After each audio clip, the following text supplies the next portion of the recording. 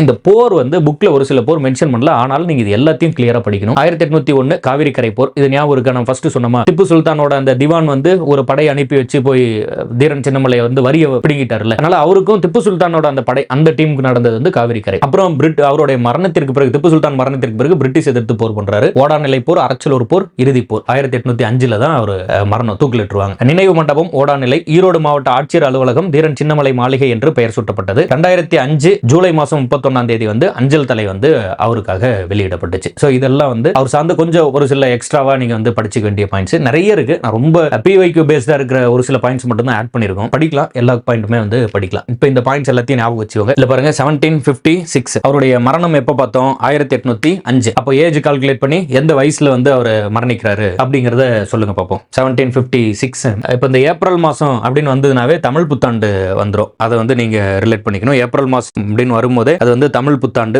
நீங்க வந்து அண்ணல் அம்பேத்கர் அவர்கள் வந்து பிறந்த ஆண்டு படிக்கும் போது ஏப்ரல்ல படிப்பீங்க. தமிழ் புத்தாண்டோடு ஒன்றி வரும். அதெல்லாம் ரிலேட் பண்ணி படிச்சுக்கணும். மேலப்பாளையம், பாளையங்கோட்டை, பெற்றோர் பேரு, கொங்கு நாட்டு பாளையக்காரர், கொரில்லா போர் முறை, இதெல்லாம் 3 மற்றும் 4வது மைசூர் போர்ல வந்து இவருடைய பகுதி வந்து வந்துருது. இந்த கதையெல்லாம் பார்த்தோம். திப்பு சுல்தான் இந்த பேர் அதுதான் ரொம்ப ரொம்ப இம்பார்ட்டன்ட். இதை கிளியரா ஞாபகம் வச்சுக்கோங்க. என்ன பேரு? முகமது அலி. திப்பு சுல்தானோட திவான். யாருக்கிட்ட இருந்து அந்த வரி பணத்தை தீரன் சின்னமலை அவர்கள் வந்து பறிச்சுக்கிட்டாரு அப்படின்னு கேட்பாங்க. திப்பு சுல்தானோட திவான் முகமது அலி.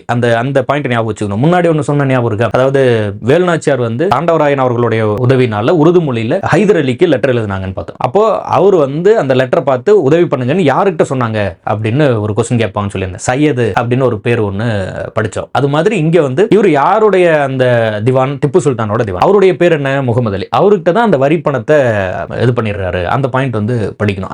அந்த இடத்துல தான் கொஸ்டின் கேட்கறதுக்கான பாயிண்ட். அப்புறம் இந்த சென்னிமலைக்கும் சிவன்மலைக்கும் இடையில் இந்த சின்னமலை வந்து வரிய வாங்கிக்கிட்டான்னு சொல்லு அப்படின்னு சொல்லி அந்த வசனம் சொல்றாரு. அதுல இருந்து தீர்த்தகிரிங்கிற இயற்பெயர்ல இருந்து தீரன் சின்னமலை அப்படிங்கிற பேருக்கு மாறிடுது. அப்ப இதுல அந்த பாயிண்ட். மற்றபடி அவர் தூக்கிலிடப்பட்ட அந்த தினம் வந்து ரொம்ப முக்கியம். 1805 ஜூலை 31. ஜூலை 31 அதை திரும்ப திரும்ப திரும்ப திரும்ப ரீகால் பண்ணிக்கிட்டே இருங்க, படிச்சுக்கிட்டே இருங்க. எவ்வளவு லேட்டரா போயிடுறாரு பாருங்க. பாருங்க, அவங்க எல்லாம் இப்போ 1800கள் 801லயே முடிஞ்சது. அதுக்கப்புறம் 4 வருஷம் இவர் வந்து அந்த ரெசிஸ்டன்ஸை கொடுக்குறாரு. 1805ல தான் இவர் வந்து தூக்கிலிடப்படுறாரு. அப்போ அந்த பாளையக்காரர் புரட்சி, அந்த பாளையக்காரர் முறை இதெல்லாம் நீக்கப்பட்ட பிறகு கூட அடுத்த ஒரு 4 வருஷத்துக்கு பிரிட்டிஷ் எதிர்த்து இவர் வந்து அந்த போர் புரிகிறார். இவரோட இதுல ரொம்ப இம்பார்ட்டன்ட்டா இந்த இதை வந்து கொஸ்டின் கேட்டுக்கிட்டே இருப்பாங்க. அதை நீங்க தெளிவா ஞாபகம் வச்சுக்கணும். அதாவது இந்த போர்கள் காவிரி கரை போர், ஓடாநிலை போர், அரச்சலூர் போர், இறுதியாக வந்து 1805 காவிரி கரை, ஓடாநிலை, அரச்சலூர். நீங்க அது பாத்தீங்கன்னா 1801, 2, 1804, 1805